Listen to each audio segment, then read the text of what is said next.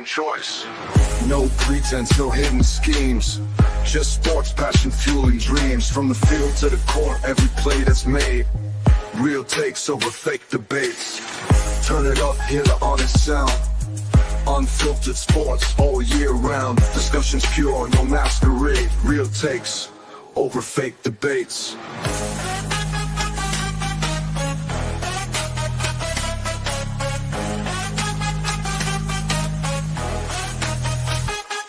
Turn it up. Over fake debates. Real takes over fake debates.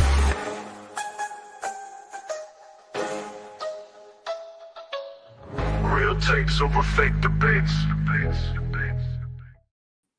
And we are live. SBtalksports Sean Webb, real takes over fake debates. It is Monday. How are you doing today, Sean? Doing good, SB. Happy Monday to you. Happy Monday, everyone out there. Mm-hmm. And if you guys watch, make sure you guys like, make sure you guys share, make sure you guys subscribe to join the RTOFD movement. Sean, we got a lot to talk about today. Obviously, we're doing the second part to our segment of NFL offseason wish list and prediction of moves that we think we're going to do. Today's edition will be the AFC South. Today's edition will be the AFC South. But some other things that's going on too that we have to talk about. Is it finally time to call a spade when it comes to Kevin Durant? Also, we got to talk about the releases and signings that's been going on too.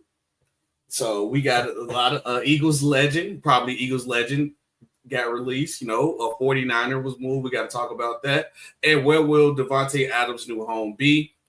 But we got to start with this one story that kind of took me by surprise. The Dallas Mavericks has risen the cost of tickets. And they're like, I don't understand this. You trade the franchise player, which is Luka Doncic. You trade Luka. Then after you trade Luka Doncic, you tell me you're going to raise the ticket price after we all riot? The story goes through ESPN. The Mavericks revealed on Monday that they are raising season ticket prices for next season just week after dealing Luka Doncic to the Los Angeles Lakers. The Mavericks says season tickets will go up by an average of 8.6% next season, and the increase is due to ongoing investments in the team and fan engagement, Sean. Before I say what I got to say, I want to hear what is your reaction to this? It's ill-timed. It's ill-timed. I think it's, again, if you were intending on doing this, it's not about that you're going to do it because there are teams that do it. It's just the nature of teams and businesses raise prices all the time. It's the nature of the beast.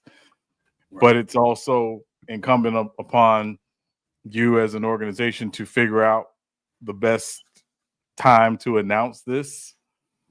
Right now. It does not seem that right now is the best time. Mm-mm. And again, it's short of them going back to the NBA Finals and, with this new roster as it's currently made up, there are going to be a lot of people who are going to essentially say we're done with this. I wouldn't blame them. But I will say this, SB, and again, while I don't have confirmation of this, I'm just reading the tea leaves here. Mm-hmm. It seems, in my opinion, this could be the beginning of the end of the Mavericks in Dallas. Yeah. Because I think it's unfortunate, but I think what this ownership, who again, by all accounts, has no real tie to the city and to the region, the North Texas region. What it says to me is that they have intentions of trying to tank the business enough to show that, hey, this is not a viable market for us anymore, and we want to consider relocation. Adam Silver might get on that, bro. I'm sorry. Well, again, Adam Silver, well, you understand, it's not just Adam Silver, it's the Board of Governors, the NBA Board of Governors. But I will say, in a lot of instances, when teams want to move and owners want to move, they generally get enough support within the ownership and the governors to make it happen. So I'm not suggesting that this is absolutely going to happen, but it does, in a lot of ways, just reading the tea leaves, seem like this is the road they're trying to head down. And I figured that, like, if you're going to move like that, and not guarantee with the money that they spend, obviously getting the Mavericks is the cheaper route.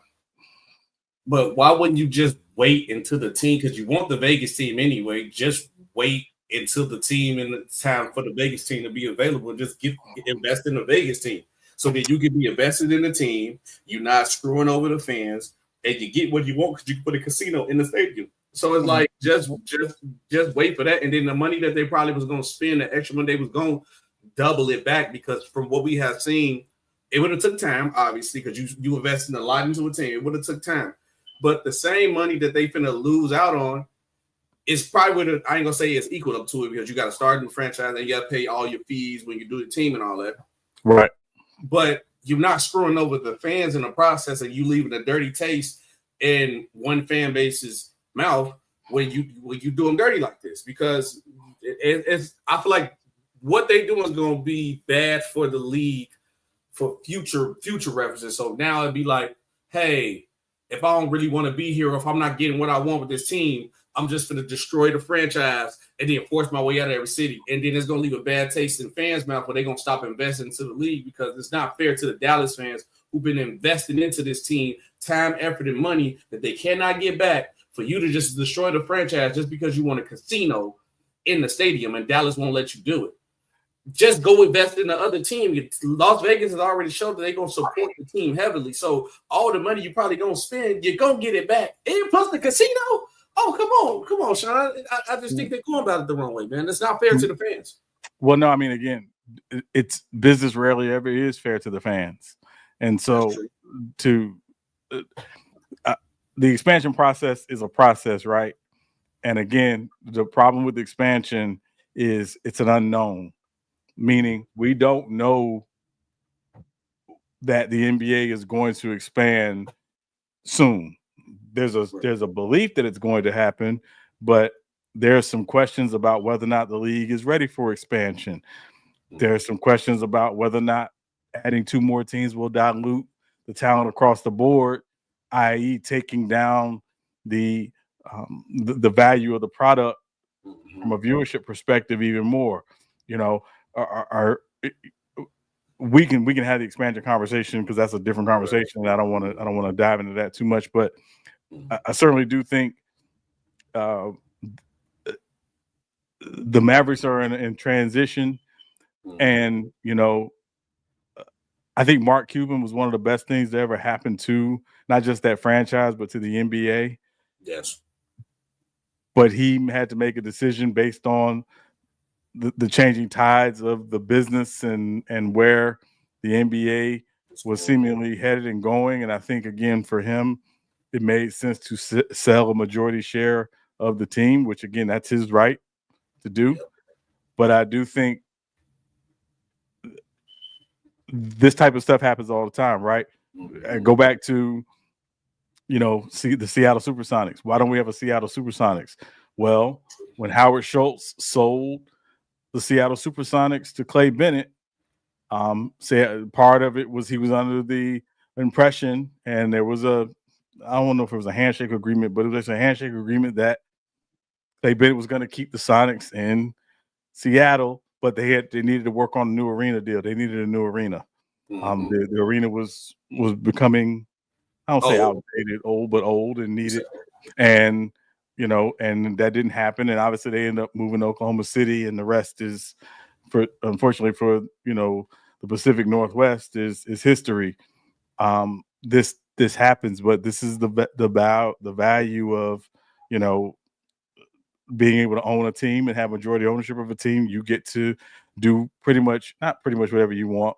There are rules, but you get to do pretty much whatever you want. And, you know, it's, you know, when you're rich, when you're wealthy, the rules don't always apply to you, and that's how, you know, a lot of them act. So, obviously I'm not a Mavs fan, clearly, and neither are you, but I'm a fan of, you know, the NBA, and I'd love to see that team stay there. And I hope that team stays there. And I hope that team is viable, because there's other teams in that same city that are not.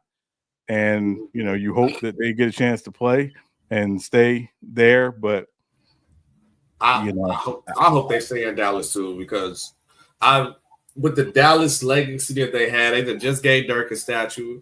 They are a loyal fan base, and they rock with the team, good, bad, win, lose, or draw. Right. And it's hard to get that in certain because I guess would Dallas be considered a small market for basketball? No, it's not a small market. No, it's like in between middle. It's like a mid market, but like a upper tier mid market. Yeah, because because I was thinking more of like just because Dallas is the Cowboys town, which is still a Cowboys town, even though the Mavericks have been better recently. You don't really get people in that mid-tier market, especially when you got another superstar team in a different sport next to you, to stay loyal to a team regardless. Win, lose, or draw. When Dirk was done, they retired. They didn't know who they was going to be the next superstar. They still rock with the team. Then Luka Doncic came like, oh, we got our guy now. And usually how Mavericks fans figure how it is, once we get a guy, because nobody is signing up to come there in free agency. So if you can't get anybody in free agency, your best chances in the draft. So boom, you hit on the money with Luka Doncic. Like, oh man, at least for the next 12 years, we got our Dirk replacement. Yeah. So you don't just uproot and get rid of that guy, and then you don't just go slap the fans in the face, because then now it's like, okay, I'm not going to be loyal to this team. And we also been having a problem with the NBA today, where another part of the problem that we have that nobody wants to talk about is fan loyalty to teams. And I think doing stuff like this will add more fuel to the fire of like, hey, see, this is why I shouldn't be loyal to a team. I'm just going to be loyal to whatever that player goes. And sometimes for the league to stay stable and keep people engaged, you need to have them engaged with the team more than players, because now you have, it'll be everywhere. I just think that it need more team fandom. That's why the NFL is succeeding as much as it is, where it's like, Sean, you rock with the Saints. No matter who on the Saints, you're going to be a Saints fan. No matter who on the Chargers, I'm going to rock with who on the Chargers. But the NBA is not like that. And then you're going to lose viewership and you're going to lose sales because, hey, I'm going to just go rock with the other team. Yes. So for clarity, they're actually a large market team. They have the 5th largest market in the NBA because it's not, remember, it's their media market isn't just Dallas. It's that area. Texas. So it's not Texas. So your media market is basically within, I think it's like a 35-mile radius of your stadium, your arena. So it's Dallas, Fort Worth, Arlington. So that population is like over 8 million people, and then their TV market share is over 3 million. So it's a large market, but it's Texas. So that I'm not gonna say it's Texas. It's North Texas. Kind of same with Houston down in South Texas. Those are pretty large markets. So it's again unfortunate what's going on, but let's see how this plays out. Yeah, we're going to have to see how it plays out. Let us know if you are a Dallas Mavericks fan, how are you feeling that the ticket prices have risen? Pissed. I'm pissed. Yeah. Sean, we got to go on to the Phoenix Suns again. Yes, we got to talk about Kevin Durantula. The Suns have just lost yesterday, 116-98 to the Minnesota Timberwolves. And right now in the NBA standings, they was recently 11th. I want to see that they drop even more after this loss. No, they still at the 11th spot and 28-33 record right now. And it was rumored during the trade deadline. Well, it wasn't even rumored. It clearly was, because they confirmed it later on, that they were shopping Kevin Durant because the team was not doing well. Bradley Beal is unmovable. He has a no trade clause because obviously if we was in a perfect world, if Bradley Beal didn't have no trade clause, he'd probably been up out of there. But we're not in a perfect world.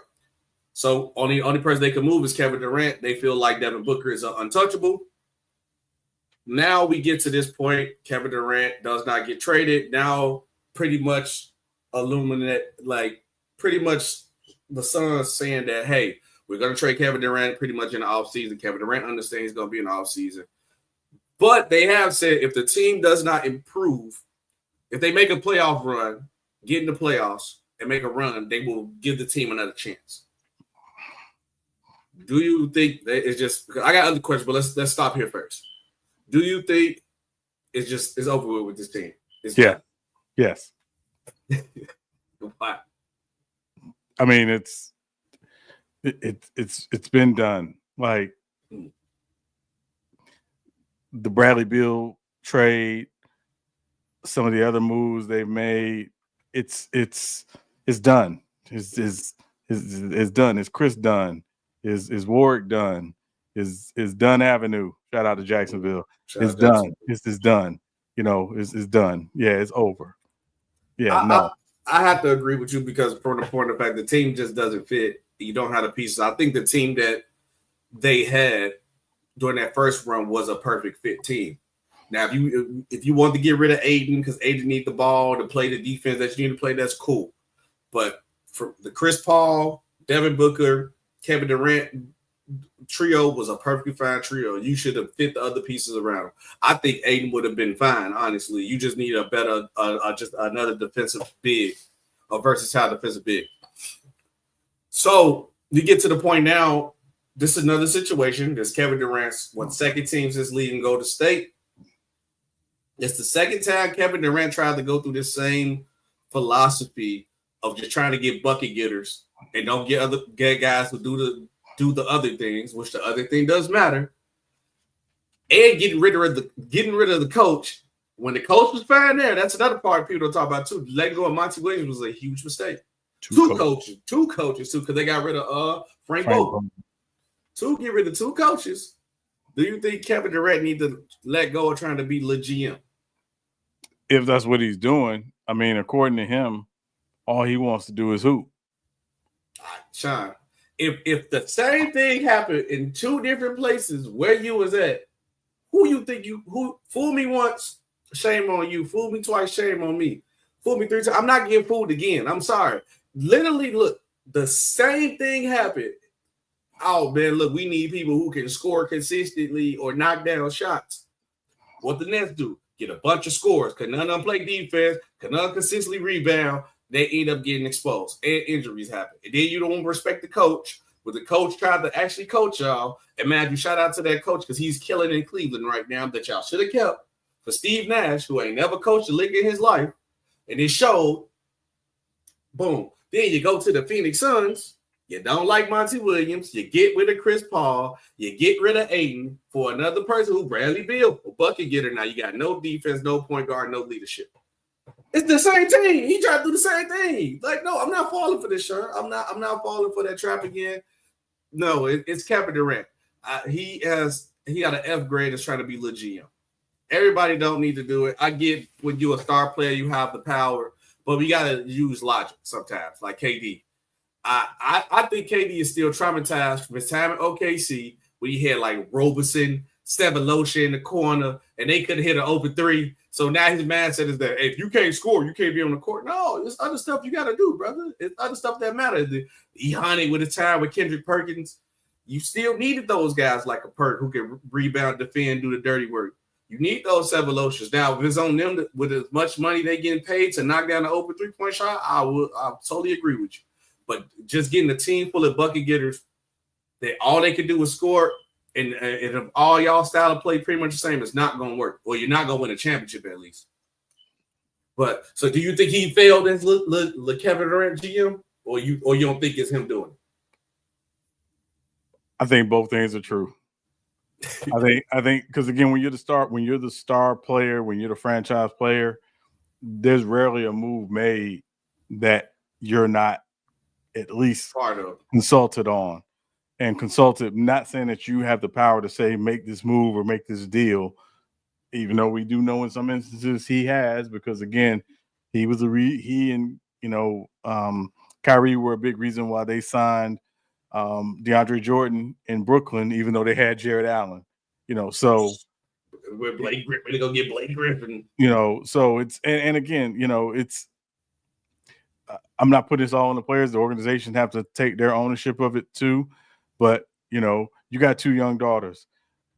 You don't give your young daughters candy every day, all day, even if they ask for it. Because just because you ask for it doesn't mean you need it. Somebody's got to be the adult in the room and say, no, we're not doing that. Right. So that's the way, the nature of the beast. But Tiffany said Kevin Durant come home to Washington. I don't think nobody want to go to that home right now. That is not looking good. But if you was I ain't gonna say if you was a betting man. If you was, because obviously if Kevin Durant is gonna be available to move, I figured that Kevin Durant is not gonna want to go in a rebuilding situation. Mm-hmm. So if you was what team that's contending, who should be trying to get Kevin Durant? The New York Knicks. New York Knicks. Wait, okay. Who would you give up though? Because the money got to match. Well, so off top of the head. It's not a straight up deal. It would take it would take a couple teams to get involved, just because again, Phoenix is a second apron team. So because they're a second apron team, they're really limited in what they can take back for Kevin Durant. So it's going to be a multi-team deal. But if you're Phoenix, you obviously the big thing you want is assets. Right. And also, again, we mentioned this. I mentioned this on Friday, and I'll say it again today. I think if I'm Phoenix, I'm having a discussion with Devin Booker this offseason as well. They said he missed the untouchable. Nobody's untouchable. We just saw Luka get traded, so nobody's untouchable. I don't care who you are. Anybody can be. Short of having a no trade clause, anybody can get traded. That's the nature of sports. Yeah. So it would take a lot, and unfortunately, not even that G Money would be enough, because again, remember, Phoenix is a second apron team, so they are limited in what they can send out, but also what they can take back. So it would take it's going to take a multi-team deal to make that happen. And he said Bridges, Mitchell Robinson, and Precious Achiuwa. My one question is, because obviously, like you said, you got to add the teams. If you the Knicks, who is the untouchables on this trade where you like, hey, this person's not going to be about the trade no matter what the. Well, obviously, the 2 guys are your 2 all-stars. You're not trading Jalen Brunson, and obviously you're not trading Karl Anthony Towns. You're trying to add a 3rd guy to those guys. And again, you may not necessarily want to give up. And I don't think you necessarily want to trade OG Anunoby. But if it requires you to move OG Anunoby and another move to take on Kevin Durant and his salary, you're going to ride with that threesome, and you're going to figure it out the rest of it. And Josh Hart, you probably don't want to trade Josh Hart, because again, he's one of those guys you talk about that he does a lot of things, and obviously he can hit shots. But it's definitely something, if you're the Knicks and you don't make it past the second round this year, which is possible, I think, which is very possible, you're probably looking to make another move this summer. And I think they actually do, because they look great, but they can't beat no contending teams. They really can't. They choke away those games. I think a guy like Kevin Durant will be a difference maker. And also, if this trade does happen, it's 100% either Bridges or OG will be gone. One of them going to be gone. If not both, I would say you hope to not get both of them, because like you said, you need to keep. Josh Hart is one of those players that does everything. Josh Hart come in and get you 10 rebounds, and 4 of them might be on the offensive side. But for me, Sean, if the one place that I want Kevin Durant to go, or if I am a team calling for him, and I had to agree with you on this too, if we don't get past the second round, or at least we'll get to like a deep second round where it's like we could have won. Honestly, I ain't going to hold you. If we don't make the Western Conference Finals, if I'm this team, and I got the assets to get this player without hurting none of my core because of my draft assets, bring Kevin Durant back to OKC. It makes too much sense. He a plug-and-play guy who can fit right in next to Shea. You won't really lose too much of your core players that you got. That's another person next to Shea that can actually get a bucket. The flow of the team, he fits right in seamlessly. it seemed like too perfect. It seemed like too perfect a fit, and I know why KD probably wouldn't want to get it because all he gonna hear is, "Oh, he went back home like LeBron and run the team." Not get the narrative because KD don't like the narratives. Get on his nerve. But if you want to go to a contending team who can afford to get you, who won't lose too much to get you, because the OKC got to do some of these draft picks at some point. I'm OKC. I'm seeing what I can get for Kevin Durant. Now I don't know how you got to add something else to it because like you said, these do the CBA second apron, but I know with the draft assets they got, and I know the Suns will probably want draft assets.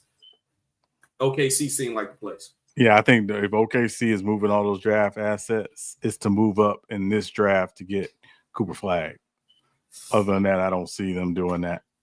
I don't think you need to add nobody. Sean, we the number 1 seed. What's adding another young rookie gonna help? I get Cooper Flag could be that deal, but I think Cooper Flag and it's not. And I know what I'm gonna say. Everybody go look at Shaq. Of course, you go say that because you're a Bulls fan. I do think he needs Cooper Flag to go to his own young team and build himself up to be that star, maybe like a Chicago. But OKC, I think they do. I think they're done at the point of adding young talent. They don't need no more young talent. We compete for a championship now. We done got all the young assets that we need. They done develop. Ain't no point to bring somebody else in the door to develop again too. Yeah, but I mean, hey, listen, if you're adding Cooper Flag to a starting 5 of J-Dub and SGA and Hartenstein and Chet Holmgren, OKC's not mad with it being another young guy at all. So no, I get it, but that was the same thing. But X Cooper Flag and put Kevin Durant. Hey, don't do that face. No, nothing against that, but there's a 20-year age difference between those two guys. Yeah. I'm always going to go younger over older in a 20-year age difference. Not if we need a champ. At the end of the day, Sam Presti, and we've been giving Sam Presti a pass because he been getting talent in and out the door. He been finessing moves, but he has not delivered on the championship yet, and he done had multiple MVP talents. It's time to deliver. Pull the trigger. You got to pull the trigger at some point. Yeah, but again, those guys weren't MVP talents when they didn't win MVPs playing together. They won MVPs when they had their own team, when their own teams. I'm saying it's safe for KD. Mm-hmm. So again, it's Sam Presti works at the pleasure of Clay Bennett and the ownership. Mm-hmm. What they will empower him to do is what they will empower him to do. Would you rather have, and I'm just being honest, would you rather have Cooper Flag at $10 million a year for 4 years, or would you rather have Kevin Durant for 1 year and $50 million? If I'm this team and where I'm at right now? And again, getting Kevin Durant is not a guarantee you're going to win a championship. No, it ain't a guarantee. So that's how it worked out for Brooklyn. How's it worked out for Phoenix? That's fine, but I'm not gutting my roster for KD though. No, but I'm not saying that. I'm not saying, but you're not gutting your roster. What I'm saying, if you're going to use those draft assets, it's going to, I believe, to move up in the draft to get a Cooper Flag type player. That's it for me. No, and I'm not mad at that. I'm not mad at it at all, but I feel like with how the talent of this team, we won't be able to see the full form of Cooper Flag. I think Cooper Flag needs his own team. He's that good. And like G Money said right here, KD with the Thunder would be like a McChicken with fries. It's an automatic combination. It's supposed to go together. It's a nice story, but it doesn't guarantee you anything. No. But I figure we right there. We knocking on the door, Sean. Yeah. KD get us over the hump. Yeah. But we'll see. Let us know what you guys think. Where should Kevin Durant go? Should it be OKC or the New York Knicks? Paul Pierce to the Clippers. Like, oh man, Paul Pierce to the Clippers. No, we ain't doing that. We ain't doing that. KD ain't that watching. KD ain't watching yet. KD still giving you 25 to 27 points a game. Now, speaking of KD's hometown, Washington, they actually made a move, and I kind of like this move, and I don't like this move. I'm going to tell you why in a second. But the 49ers get Deebo Samuel to the Commander. Sean, I want you to go first. Do you like this move? What do you grade it? If you had to grade it, what would you grade it? It's okay. It's an all right move. For a fifth, it's not bad. Yeah, maybe. Mm-hmm. I think two things. First, it depends on how the Commanders plan to use Deebo Samuel. Deebo Samuel is a weapon. He's not a guy you're going to say, hey, go out and run 70, play 70 plays for us and run, the route tree. That's not necessarily who he is. You find ways to get Deebo Samuel the football. And it's going to be incumbent upon Cliff Kingsbury and that offense to find unique ways to get Deebo Samuel the football. But if you're the Commanders, you got $100 million or $90-something million in cap space, roughly. This is not a bad move. I don't think this move is nearly as splash as last year when Stephon Diggs was traded to Houston, but it's a solid move if you're the Commanders. Now, this move for me is does it make the Commanders? Are the Commanders going to go further next year, all on the strength of this move than they did last year? Probably not. Right, man. But it's a solid move. I give it it's a C+ move for me. I don't think it wasn't a move where I was like, oh, the name, yes, but it's like, okay. Tiffany said, I'm glad the Ravens didn't trade. He didn't want to go to your Ravens, Tiffany. He didn't want to go. Deebo says to the Commanders match made in football heaven if they use him correctly. And I will have to agree with G Money on that because I think if any other team Deebo Samuel would have went to, I'd have been like how you was, Sean, like, no. But from the motions and the offensive difference and the options they run and the different schemes they run, Deebo Samuel is actually a good fit for this team. You have to use him like a weapon, and how the Commanders ran their offense last year, they're going to use him as a weapon. I think when I heard Deebo Samuel was available, the two top places was on my mind for him to go was obviously the Commanders, and I was like maybe the Dolphins, but the Dolphins can't afford to get him. So I was like, okay, boom, Commanders. Only problem I don't like this move, and maybe he could fix it by the time he get there. I seen a picture of Deebo Samuel recently, and they say he's like 20 pounds overweight, so he might be out of shape. And the style of play that he needs to play to be the Deebo Samuel, he needs to be in shape. He don't need to be no over heavy 20 pounds over nothing. He needs to be in shape. So that's the only thing that I'm rather concerned about. But if I had to grade this move, I would give it a B-, only because, like I said, the style of play that the Commanders have on offense, and I can see them using Deebo as Deebo. Anywhere else, I would be like that. Like how you feel, like, I don't know. Trade anyone except Brunson and Towns. Oh, you still watch it back then. Okay, but yeah, you're right about that, Adam. Now, I mean, true. I was like, wait a minute, we not on KD segment no more. He must be behind. But another player that's available for trades is Davante Adams. But the Jets are expected to release him if they don't find a trade partner. You don't, first of all, even Sean, you said it before the pre-show, you ain't gonna, nobody's trading for him. But two, you don't announce, hey, if I can't trade him, I'm going to release him. So why am I calling you? When they didn't announce it, it's just saying that's the expectation, basically. So yeah. That pretty much team said, like, hey, we know you're gonna release, so I'm gonna sit back and wait, and then you're gonna go ahead and come to the Chargers for a nice contract. Well, and again, we don't spend a lot of time on this, but once they made the decision that they were moving on from Aaron Rodgers, this was a no-brainer for the Jets. Davante Adams was with the Jets because of Aaron Rodgers. So if you're the Jets, you want to rebuild, under the guise of new leadership and these older guys. And also you got to remember too, Davante Adams has a huge cap hit this season. He was probably going to need a new deal. They got to get ready to extend Garrett Wilson this offseason as well, and Sauce Gardner. So they've got to allocate their cap and their monies to the players they've drafted in the last few years. If you're the Jets, this is a no-brainer, and this is not even a surprise story. Yeah, no, it's not.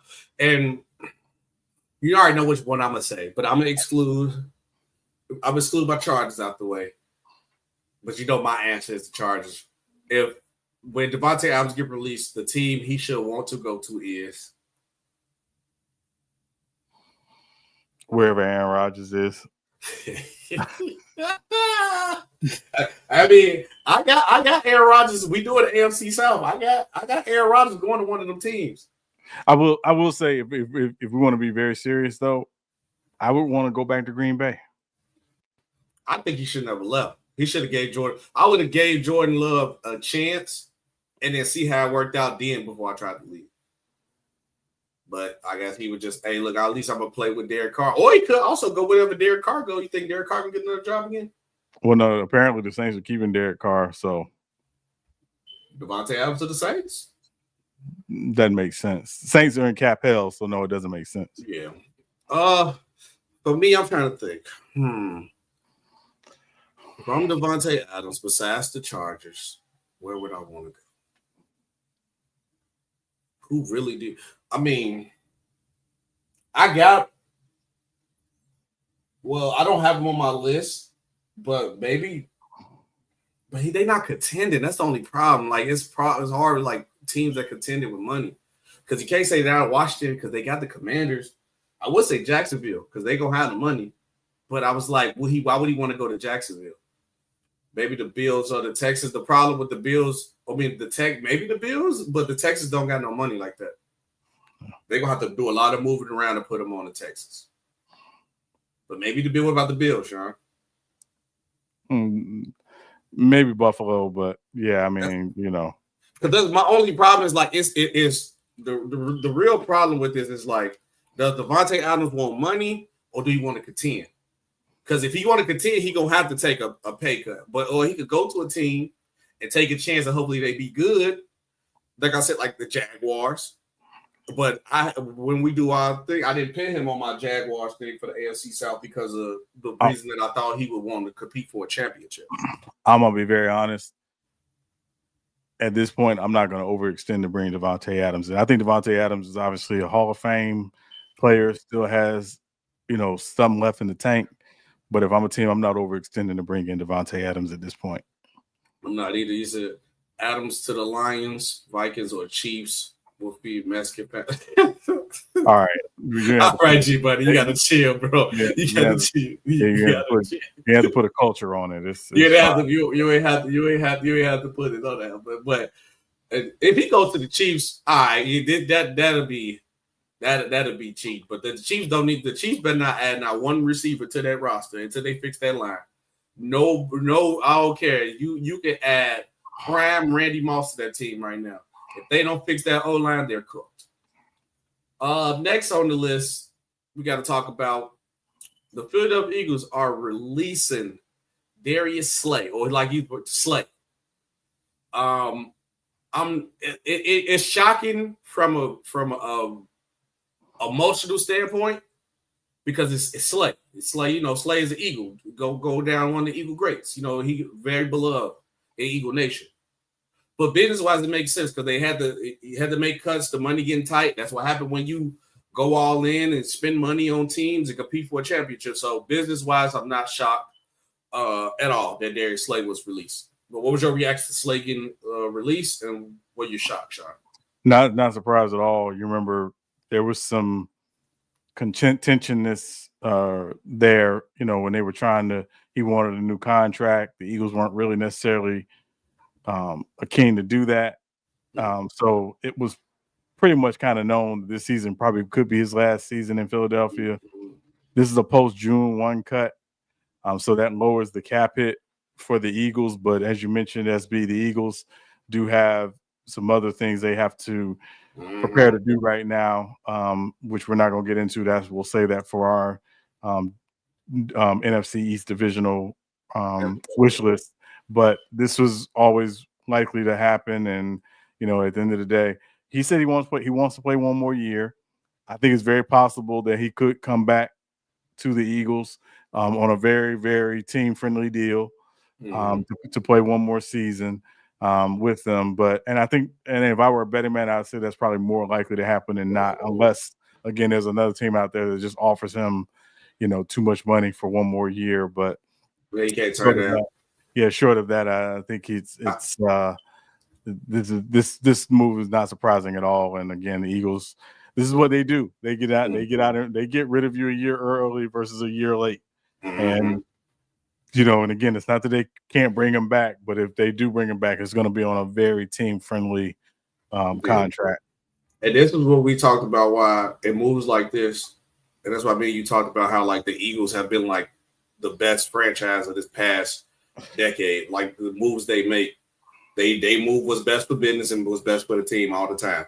No emotional hold on to somebody too long moves. If we got to do what we got to do. And like you said, he can still go back to the Eagles on a team-friendly deal. And how long Slay been with it? I can't see Slay, especially at this point, he's playing for another team, unless, like you said, somebody throw him some money that he can't refuse, which that is understandable. But I don't think at his age and knowing that he's 1 foot out the door, I wouldn't overpay for Darius Slay at this point right time. And there's other DBs you could probably give that money to. Now, speaking of another team that should be Slay, Tiffany, you want everybody to go to the Ravens. You want everybody to go to the Ravens. He says losing Slay is the city big loss. Yeah, but not really. No, they got Quinyon Mitchell in the first round. They got Cooper DeJean in the second round. They got some young corners that they probably will draft a corner in this draft as well. The Eagles are going to be fine. It's trust me, the leadership thing, you get it, but you're just talking about in terms of the play. It's he was, he could get you here and there, but he's not big play like he once was. That's just not who he is anymore. I think, and then about this time, especially after the run that they had, trust me, they already learned. Quinyon Mitchell, Cooper, they'd have probably learned everything they need to learn from Slay already. So they'll be ready to go by next year. It's time to play the future. But now, speaking of the future, before we get into our offseason wish list edition, I can't wait to Tiffany go crazy when we do the Baltimore Ravens one. She probably gonna be like, we don't need to get this person and that person. So I can't wait till we do that one, Sean. But Bengals have franchise tag Higgins for the second straight year. What was your reaction to it? Are you shocked about this? Is this something leading to another move, or are they just going to sign Tee Higgins? Not surprised at all. My belief is that at minimum, they will try to work out a deal with him. But again, they have to sign Jamar Chase. We know Jamar Chase is probably going to run somewhere between probably $37 and $40 million a season. They've got to extend Trey Hendrickson. That's going to cost quite a bit. Tee Higgins on the franchise tag is slated to make $26 million this year on the franchise tag. I think they may reach a point where if they can't come to an agreement on an extension, they try to trade him. Yep. Which again makes more sense, and that's again it's the Bengals. So they don't want to pay nobody. Well, they you gotta realize they're a mom and pop business. They just don't have the resources that a lot of these teams do have in terms of a lot of expendable cash. And Mike Brown is cheap.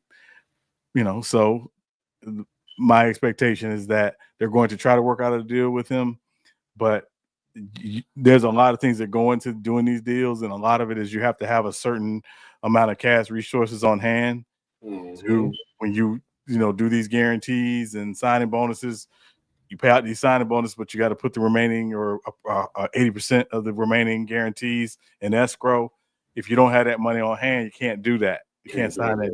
So that's why, again, the expectation is that they probably won't get all three of these done, which is why people thought, okay, they're going to get Chase done last year. If they gotten Chase done last year, then they'd be in a better position to sign Tee Higgins to an extension as well as Trey Hendrickson. Which they should have did last year, but like you said, if they had money on him, maybe that's probably why they didn't do it. Yeah. For everything that you said right there with the Jamar Chase situation and the Bengals being a cheap organization, not even to say like being cheap in a bad way, because like you said, if you don't got the money on hand, it is what it is. This franchise tag was to trade Higgins. I think they will try, but the money they're not gonna be able to pay him and Jamar at the same time. They're gonna pick one, and I think Tee Higgins will be traded. Point blank period. And one of these teams that we're going to talk about now, I believe should be on the phone trading for Tee Higgins. But I'll wait to get into that when we get into our wish list. But yes, I think this move is to trade Tee Higgins. That's it. They just franchise tag him so they can at least try to get something for him. Now, Sean, we got to do our offseason wish list. We're going to do AFC South edition. And when we're done with this, and you guys can go ahead and vote in the chat what division do y'all want me and Sean to do next? We did what last week? Friday. NFC West. NFC West. Now we're doing AFC South. So you can't pick NFC West, or obviously not AFC South. But put in the chat what division you want to see me and Sean do next, and we could take a vote on it at the end of the show. First up on the list, Sean, the Houston Texans. The Houston Texans clearly won their division, went 10-7, went to the playoffs. I think they lost in. I'm trying to remember off the top of the head. Lost in the second round.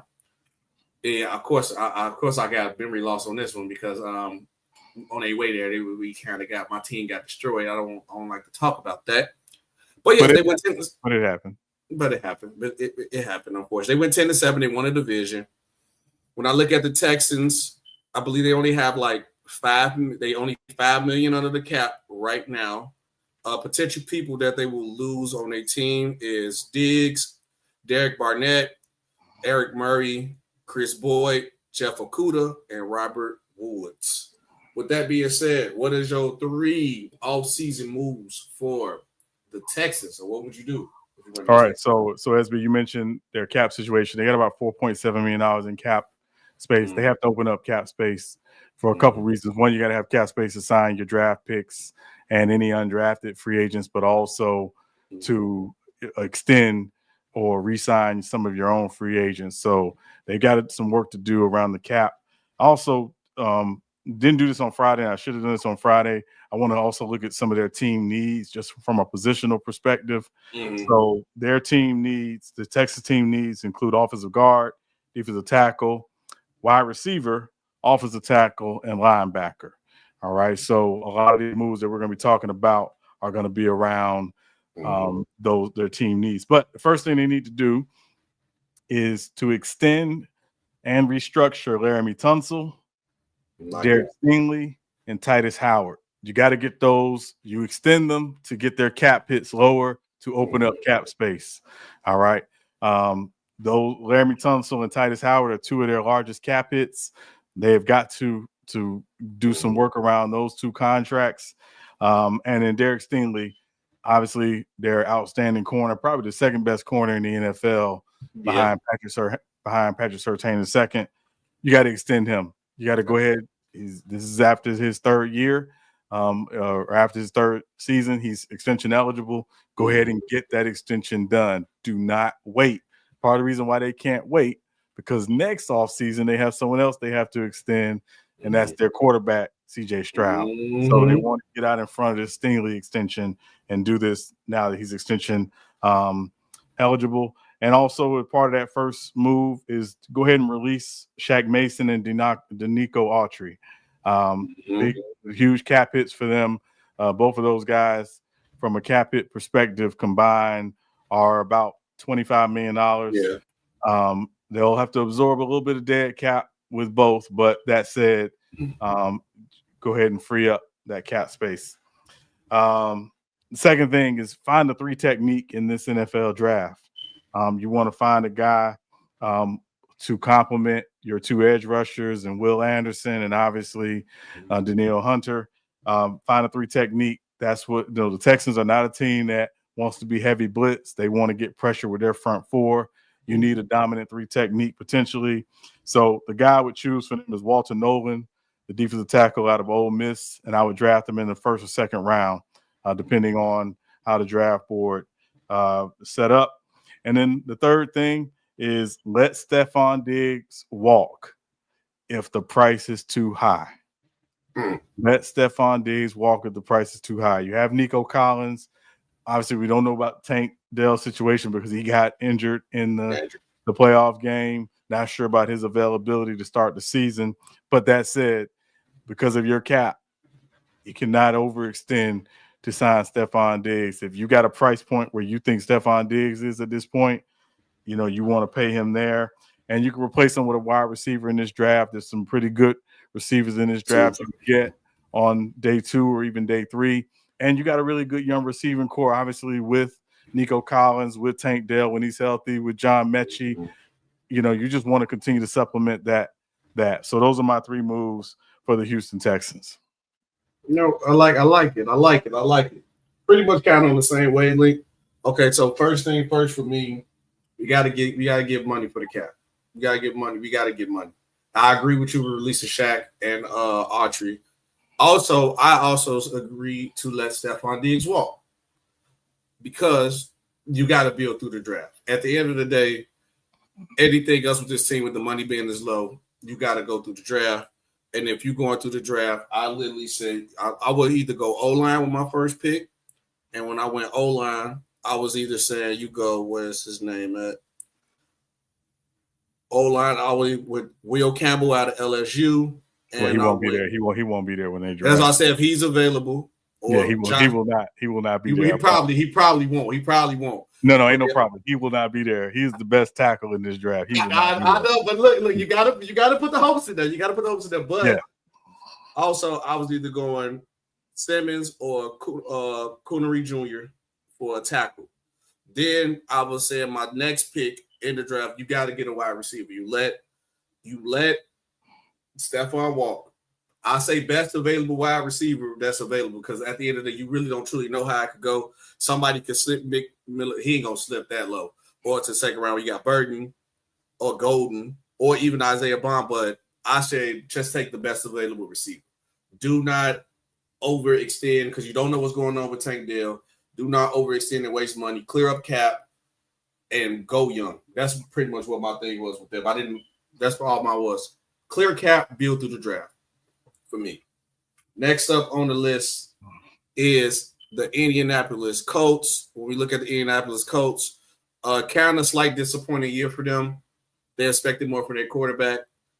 They went 8-9, did not make the playoffs. With them not making the playoffs, their cap situation is looking like, what did I put they have $35 million in cap. $35 million in cap space. So Sean, what you doing? All right, so mentioned the $35 million in cap space. Their team needs include tight end, safety, cornerback, offensive center, and quarterback. So the first thing I have on their list is they need to upgrade the tight end position badly. With their running game, with obviously Anthony Richardson and Jonathan Taylor's ability to run the football, you need a playmaking tight end. And so I have for them, they have the 14th pick in the draft. Draft Tyler Warren from Penn State. Draft Tyler Warren out of Penn State. His comp is actually crazy enough. A former Colt, Dallas Clark. Draft Tyler Warren. It ain't that hard. Draft Tyler Warren out of Penn State. Second, they need to add another safety early in the draft. They need another playmaking safety in their secondary. Xavier Watts is an interesting prospect. He could be there the projection is he could be early to mid second round. If he's there mid second round, he's a really, really talented young man, still, adding to his game, but, plays really well. Or Lathan Ransom from Ohio State. Those are the two guys I would look at for them. And in addition to that, because I had to add a move to the second move, they need to keep Ryan Kelly, their center. He's their longest tenured Colt, been there since 2016, has never missed a game except, I'm not going to say never missed a game. He rarely misses games. I know he missed a few starts this year with injury, but he is really a key cog. He's a 4-time Pro Bowler, been an All-Pro, only 31 years old, still playing at a really high level. Find a way to keep Ryan Kelly. And then the third move. Now, there was some talk around the combine that they plan to bring in a quarterback to challenge Anthony Richardson. There's a name they said at the combine, apparently, but I'm going to give them another name. The name they said at the combine was Daniel Jones. I wholeheartedly disagree with that. Oh, Daniel Jones for the Giants? Or it's another Daniel Jones in the draft? No, Daniel Jones from the Giants. Well, that's not no competition, but okay. But yes, well, apparently they think so. So my thing for them to bring back Jacoby Brissett. Jacoby Brissett is a vet. He can start, but he's also someone who I think can help mentor Anthony Richardson. So bring back Jacoby Brissett. That's my third move for the Colts. All right, and Sean, we kind of on the same way, because I do agree they need a tight end. First move that I'm doing, I'm bringing in a vet quarterback, Sean. And the vet quarterback I'm bringing in Aaron Rodgers. I'm bringing in Aaron Rodgers. Look, man, we got what an old quarterback can't move need a solid line and a great running back, and they got that. I also agree with you that they do need a tight end, but I'm going the vet route. I'm either signing Zach Ertz or the guy who just went Aaron Rodgers, Tyler Conklin. That's what I'm adding him as a tight end, added a vet tight end with a vet quarterback. So we finna make this run. We see we got the potential. Our quarterback not ready yet. Then I also agree with you in the secondary. So at 14, if whatever one is available, and if not, if they right close to your pick, trade up to get one. I either go Will Johnson out of Michigan, or I'm going Malachi Stark out of Georgia State. And that's what I will go for them. And that's a nice rebuild. We can still make a push. Aaron Rodgers clearly. If you say bring in Jacoby Brissett or who they hit up, Joe Flacco, those quarterbacks that couldn't move, they still did a solid job with that team. Why not bring in Aaron Rodgers for the low price of nothing? Then you go get Conklin, who was already his tight end before. That's a vet tight end, and you could probably even draft another tight end later in the draft. So I'm bringing in the vet tight end to fulfill the role of bringing the win now mentality, and I'm getting a young safety for my secondary. That's what I'm doing. I'll bring in a vet quarterback, Sean. I know. I think I'm not saying you don't bring in a vet. I mean, Jacoby Brissett's a vet. I think you bring in a vet to push Jacoby Brissett, not to push. To push Anthony Richardson, not to push him aside. You bring in Aaron Rodgers. That's essentially going to push Anthony Richardson aside. They can't do that. They need someone to push him, but also who can mentor him. Aaron Rodgers is not going to mentor Anthony Richardson. We already know this. That's not who Aaron Rodgers is. The only thing they have in common is the same initials. So he's not going to do that. So at the end of the day, bring in a vet, but bring in a guy, if he's a vet who, if he's starting, he's good. And if he's the backup, he's okay. He's going to help the young guy as much as he possibly can. And for me, that's Jacoby Brissett. But go ahead. Okay. Next up on the list, we got to see. We got the Jacksonville Jaguars, new coach, new GM. Still same quarterback. So what we doing, Sean? So they have about $37 million in cap space. I have their team needs, and it's not. I didn't choose these team needs. These are just some of the draft and some of the compilations that are saying these are their team needs. But offensive tackle, offensive guard, cornerback, defensive tackle, safety, and offensive center. So the first thing I'm doing for the Jacksonville Jaguars, they need to fix and upgrade their secondary. They need to fix and upgrade their secondary. If Travis Hunter is still on the board at 5, don't walk, run that ticket up to the podium at the NFL draft and take Travis Hunter if he's still on the board at 5. Don't know if he will be, but if he is, run and take that ticket up to the podium immediately. They need to upgrade their interior trenches badly on both sides. Both sides, yes. And Mitch Morse, their center, is 33. Again, he's not getting any younger. Brandon Scherf is a free agent. Their guard, he's a free agent. So they're going to need to spend some assets upgrading those two areas. Again, this draft, I think, is really, really deep, particularly on the interior. Trenches of both offensive and defensive line. You can add some young players to that, but again, they may need to be in free agency using some of that $37 million in cap space to upgrade the line. And then the third thing is beam Christian Kirk off your team. Make it very clear Brian Thomas Jr. is your number one receiver going into camp. Christian Kirk is a massive cap hit. It's I think he's $29 million against the cap, if I'm not mistaken. It's over. All right. It's over. You got some young receivers you really like. I'm sorry. He was Christian Kirk was $24 million. That's a $24 million cap hit. Still too much. But you have obviously Gabe Davis. You have Brian Thomas Jr. You have Devin Duvernay. You have some, some young receivers that you really like. Josh Reynolds is inexpensive, but veteran guy. But you can add receivers in a receiver late in this draft. But time to move on from Christian Kirk. It's over. It's done.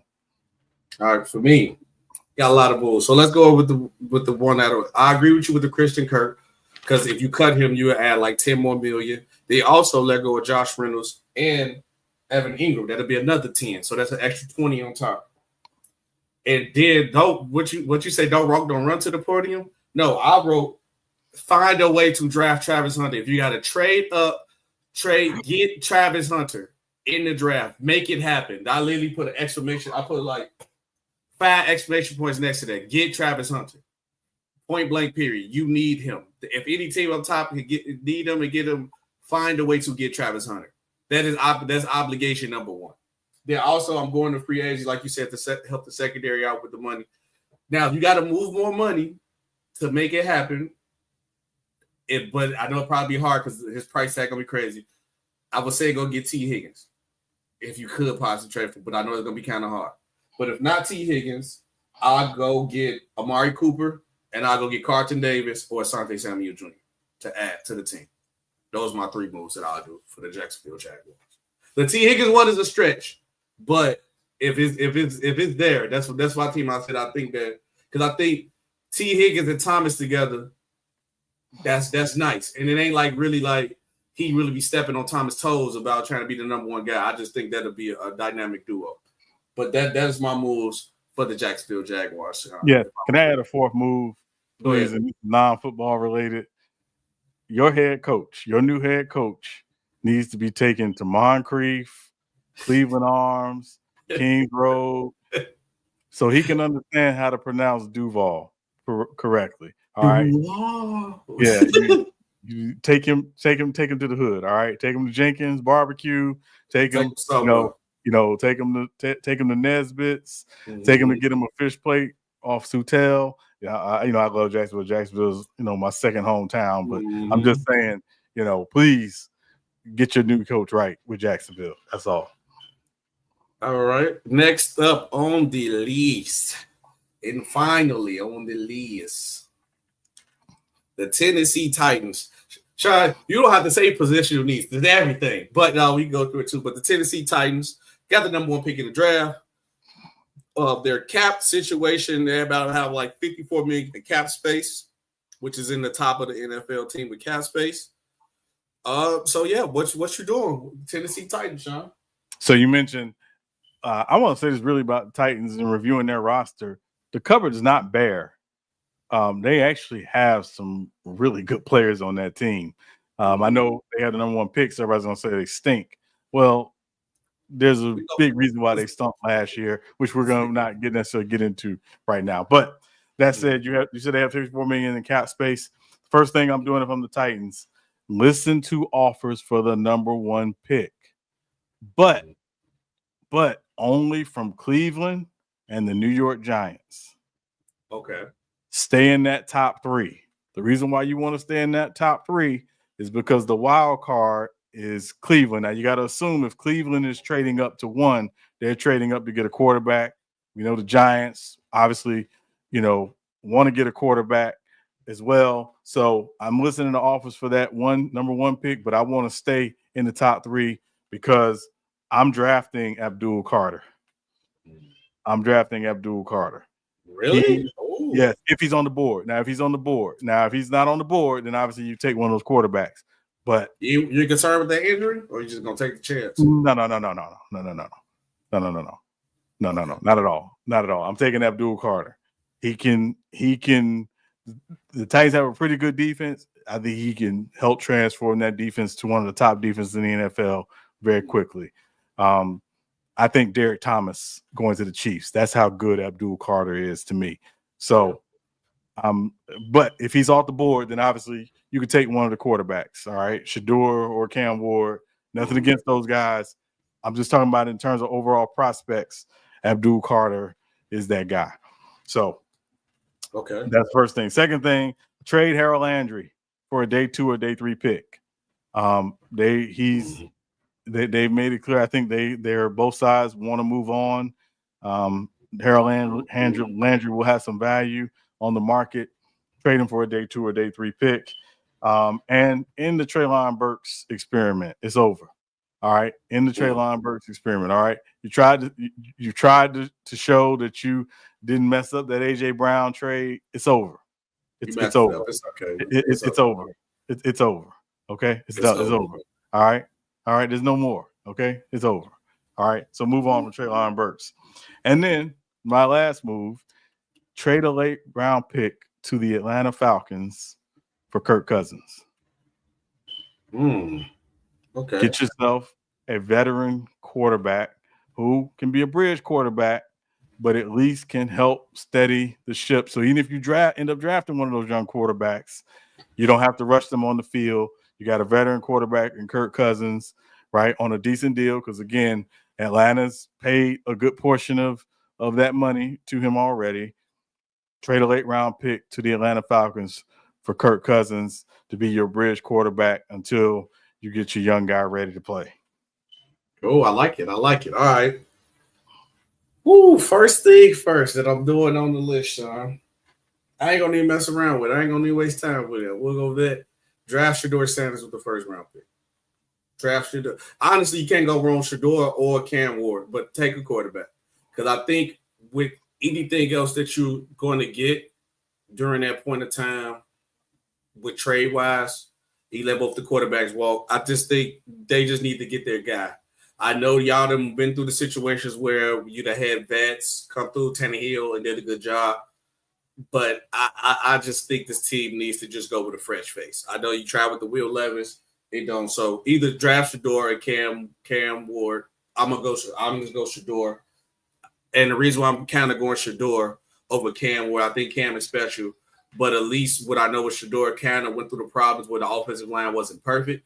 And it's a side of the line that ain't perfect with this team. And I think Shedeur can handle the pressure of dealing with that at least more. And then that goes to my second thing where sign a vet tackle on the side of JC. Obviously, it's been a problem with that one side of the line with this team. And I think it's a lot of vets available that you could go for. I don't know. That's why I'm like, what I was thinking, but I don't think the Ravens going to let him walk. Maybe Stanley, but I can't really see that happen. But I would rather prefer a vet tackle. It's a couple out there that you could go for. I'll go for a vet tackle to put on that line. And then with my second round pick, just to add another talent, I say second round, they got close to the top of the second round. It's going to be some still solid receivers there.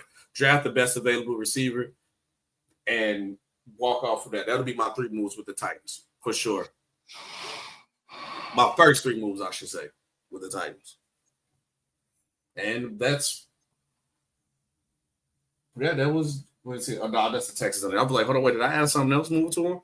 But I think the reason why I say I go that over a older guy, because at the end of the day, okay, you signed Kirk Cousins to Aaron Rodgers. What is that, a 1-2 year split?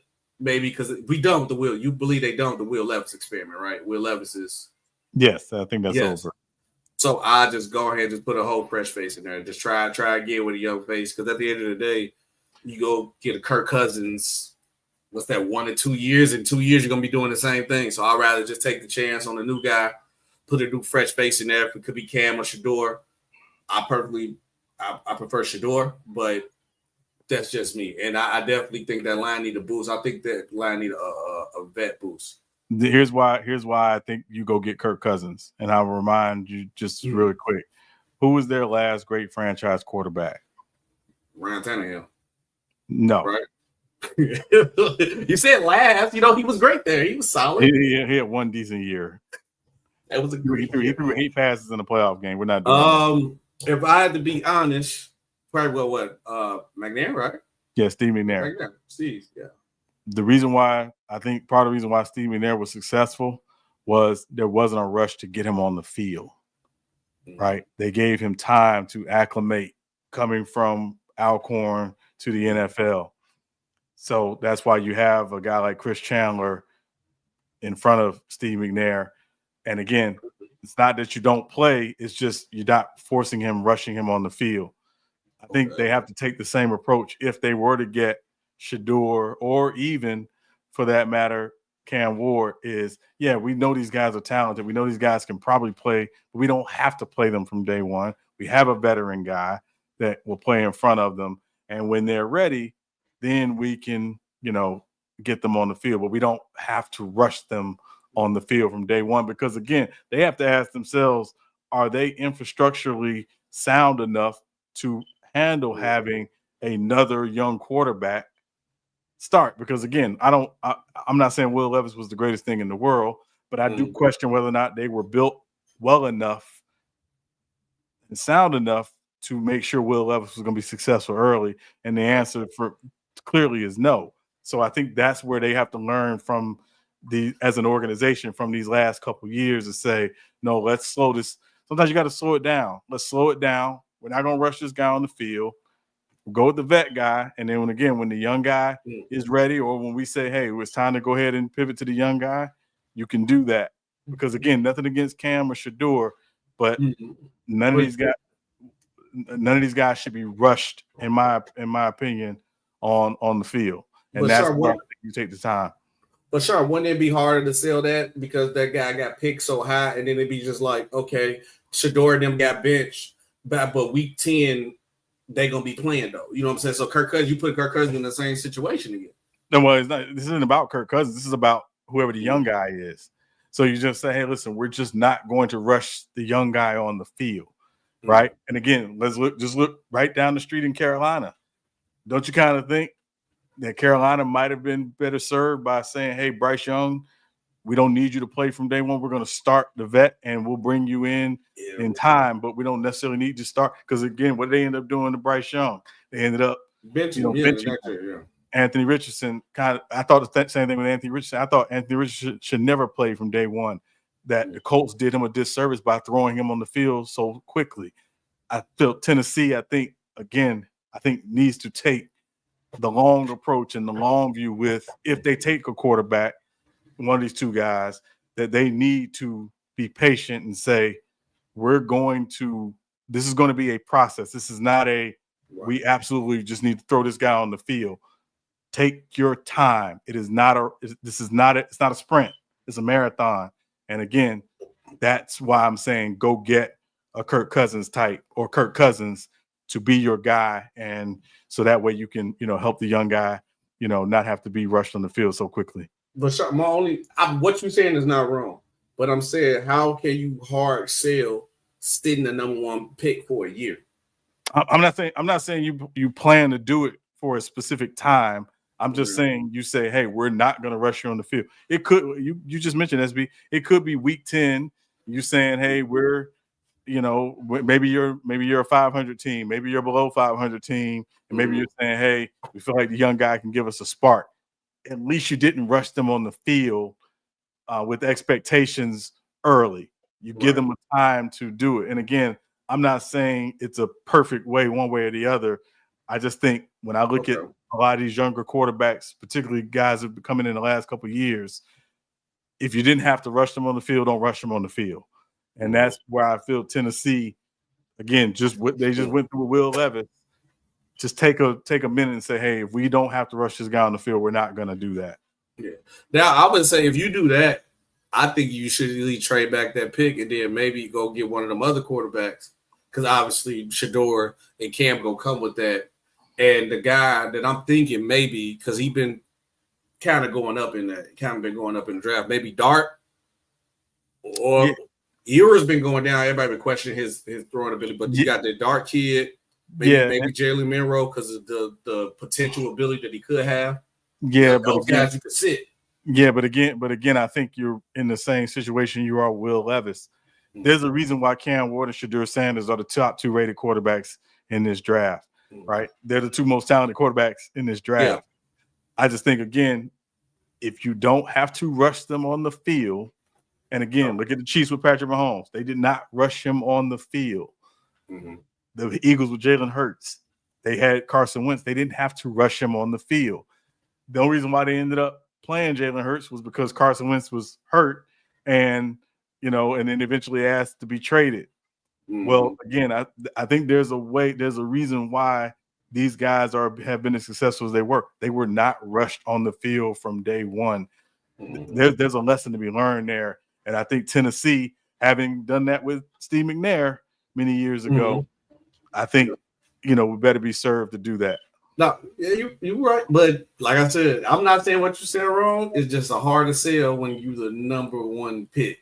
Because, Jalen Hurts was what, second round? Patrick Mahomes, what, 10? You can see that, like 10, one is like you the franchise changer. Yeah, you draft a quarterback in the first round, you're saying this guy is our franchise quarterback at some point.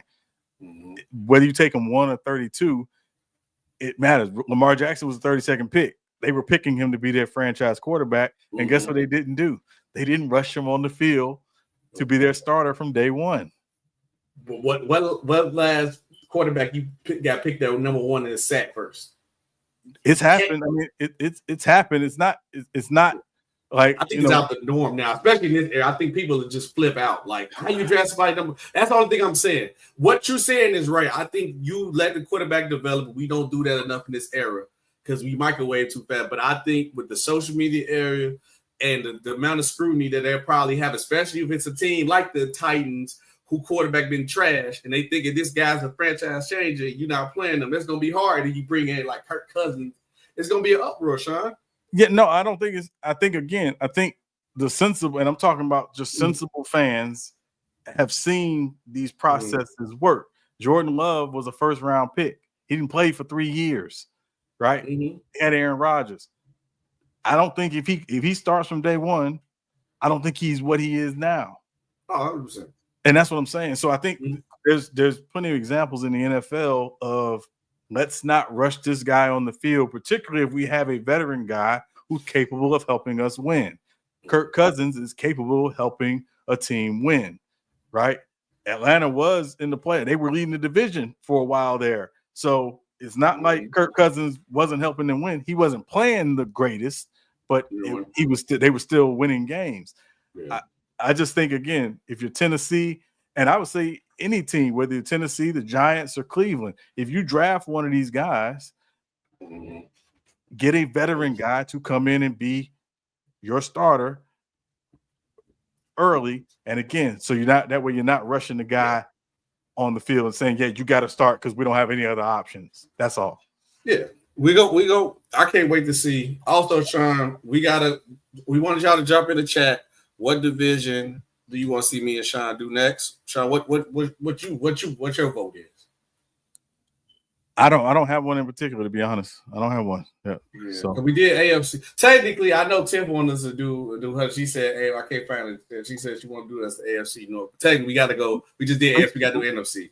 We can do AFC North. I mean, we just have to do NFC the next time. So yeah. Okay, so AFC North for the next episode. AFC North for the episode. Okay, right. Bet. Let's do it. All right, Sean. Episode 48. Who you got for this number? This one of them weird numbers. I got Stephen Davis. Stephen Davis. Okay, that's a good pick, Stephen Davis. I'm sure looking. I looked early and I was like, let me look again. Let me see. Anybody in the NBA wore 48? I hope not. Nazi Muhammad, when he was on the Chicago Bulls, wore 48. I'm going to go Nazi Muhammad only because he wore it on the Bulls. Hey, it is what it is. Don't take Nazi. We're going to do the AFC North next. Who's AFC North? Ooh, wait. Cincinnati, Cleveland, Baltimore, and Pittsburgh. Well, at least one of them teams, we're going to have a lot to talk about. They got to make some moves. Well, maybe, I guess it kind of makes sense because we kind of talked about Tee Higgins today, too. And we talked about, actually, yeah, we might have a lot to talk about with this division. I'm looking at them. Yeah, it's going to be a lot to talk about. Okay, we can do AFC North Friday. That sounds good. Appreciate you guys watching. It's been another great episode of Real Take So Face to Base with SB and Sean Webb. And we will see you guys on Friday. Peace.